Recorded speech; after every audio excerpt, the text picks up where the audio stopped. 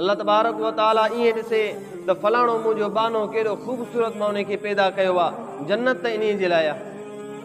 फलाणे मुंहिंजे बाने खे केॾो दुनिया में मालो मिल्कियत ऐं जाओ जलाल ॾिनो आहे, जन्नत त इन जे लाइ आहे। फरमाई इन अल्लाह ला यंदुरु इला सुवरिकुम व अमवालिकुम, अल्लाह करीम तव्हांजे चेहरनि ते नज़र न फरमाईंदो आहे, अल्लाह करीम तव्हांजे माल ऐं दौलत ते नज़र न फरमाईंदो आहे, वलाकिन यंदुर इला कुलूबिकुम व अमालिकुम। पाण अलैहिस्सलातु वस्सलाम फरमायो रब करीम उहो महिरबान अल्लाह आहे जो सुहिणनि ते नज़र न कंदो आहे। जेकॾहिं दुनिया जे अंदरि जिस्म ऐं ख़ूबसूरत हुजे, चेहरो ख़ूबसूरत हुजे, लेकिन जेकॾहिं दिलि में ईमान कोन्हे, नेक आमाल कोन्हनि, त पोइ उन जे लाइ कामयाबी कान्हे का।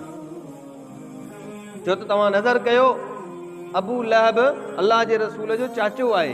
अबू लहब सॻो चाचो आहे हुज़ूर अलैहिस्सलातु वस्सलाम जो। अबू लहब हुनखे छो चयो वेंदो आहे? अबू लहब हुनजी कुनियत आहे, नालो न आहे। उनखे अबू लहब चए थो छाजे करे? त उहो जीअं बाहि चमकंदी आहे ईअं परे खां चमकंदे नज़र ईंदो, एॾो ख़ूबसूरत, एॾो सुहिणो। लहब चइबो आहे बाहि जेका चिंग उछलाईंदी आहे पंहिंजी, कीअं चमकी मथे हली वेंदी आहे।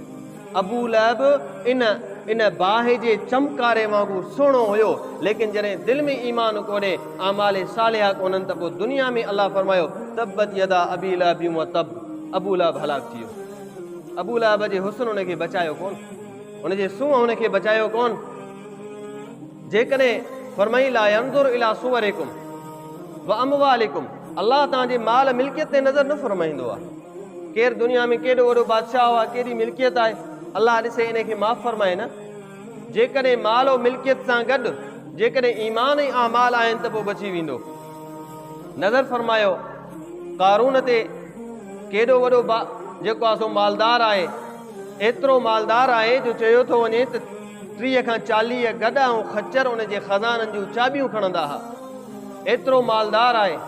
लेकिन जॾहिं हज़रत मूसा अलैहिस्सलाम ते ईमान नथो आणे, नेक आमाल नथो करे, भली केॾी बि मिल्कियत वारो छो न हुजे, जॾहिं ईमान कोन्हे, नेक आमाल कोन्हनि के, त पोइ अल्लाह करीम इन कारून जे साम्हूं, नज़रुनि जे साम्हूं पहिरियों माल खे हलाक कयो, पोइ कारून खे बि हलाक कयो।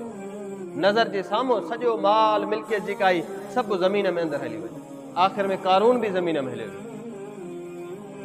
त माल ऐं हुस्नो जमाल बचाइण वारियूं न आहिनि। फरमाई वलाकिन यंदुर इला कुलूबिकुम व अमालिकुम, अल्लाह रब्बुल इज़्ज़त तव्हांजे नज़र फरमाईंदो आहे दिलि ते, अल्लाह जी नज़र तव्हांजे नेक अमलनि ते हूंदी आहे। जेकॾहिं सूरत ते हुजे हा त पोइ तव्हां असांजो साईं हज़रत बिलाल त जन्नत में न वञे हा, लेकिन हज़रत बिलाल उहो शख़्स आहे जेको सूरतनि त सादड़ो आहे, लेकिन दिलि उन जी चोॾीअ जी चंड खां वधीक चमकंदड़ आहे।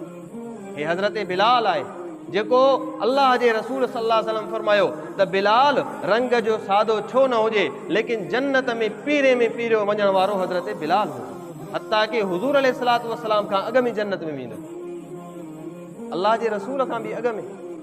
साहिबी चए थो साईं इहो कीअं? साईं तव्हां खां अॻु में फरमायो जंहिं सवारी ते मां मुहम्मद सवार थी पंहिंजी उम्मत खे पोयां वठी करे जन्नत वेंदुमि, उन सवारी जी महार जेका आहे बिलाल जे हथ में हूंदी, पहिरियों बिलाल जन्नत में दाख़िल थी। इहे नेक आमाल आहिनि, दिलुनि जी तक़वा आहे, इहे नेक आमाल ऐं दिलुनि जी तक़वा आहे। फरमाई व अमालिकुम, तव्हांजे नेक आमाल ते अल्लाह जी नज़र आहे। भली मालदार छो न हुजे, केतिरो बि मालदार आहे, लेकिन ईमान आहे त पोइ बचाव आहे। हज़रत अब्दुर्रहमान इब्न औफ सहाबी रसूल आहे, अशरे मुबशरे जो सहाबी आहे। अशरा मुबशरा उन्हनि सहाबा खे चइबो आहे जो हिकु मजलिस में हुज़ूर अलैहिस्सलातु वस्सलाम 10 सहाबा जा नाला खणी फरमायूं तव्हांखे मां दुनिया में जन्नत जी बिशारत ॾियां। 10 सहाबा, उन्हनि में हज़रत अब्दुर्रहमान इब्न औफ सहाबी आहे। एतिरो मालदार आहे जो मक्के ऐं मदीने रुगो न बल्कि अलाए केतिरनि मुल्कनि ईरान ताईं बि अब्दुर्रहमान बिन औफ जी तिजारत ऐं वापार हूंदो हुयो, तमामु वॾो वापारी आहे। अल्लाह जे रसूल फरमायो त मां ख्वाब ॾिठो, पाण सल्लल्लाहु अलैहि वसल्लम फरमायो मां ख्वाब ॾिठो, मां ॾिसां थो त क़यामत क़ाइमु थी चुकी आहे। जॾहिं क़यामत क़ाइमु थी त मुंहिंजा सभु सहाबा अची विया, लेकिन अब्दुर्रहमान तूं न पहुते अञा। मूंखे फ़िकिर थियो त अब्दुर्रहमान बिन औफ खे उनजे माल हलाक त न करे विधो, अशर मुबशर जो सहाबी आहे। अल्लाह जे रसूल फरमाए मूंखे फ़िक्र थियो त अब्दुर्रहमान बिन औफ खे उनजे माल ऐं मिल्कियत हलाल त न कयो, लेकिन आख़िर में आए छो त अब्दुर्रहमान बिन औफ मुसलमान ऐं नेक आमाल करण वारो अल्लाह जे रसूल जो सचो सहाबी आहे। त माल बि हुजे, माल जो हुजणु ख़राबी कान्हे, मिल्कियत जो हुजणु, जेकॾहिं मिल्कियत आहे, ईमान बि आहे, नेक आमाल बि आहिनि, त पोइ दुनिया आख़िरत उन जे लाइ जन्नत आहे। तंहिंजे करे अल्लाह रब्बुल इज़्ज़त जी नज़र जेका आहे तव्हां असांजे दिलि ते आहे।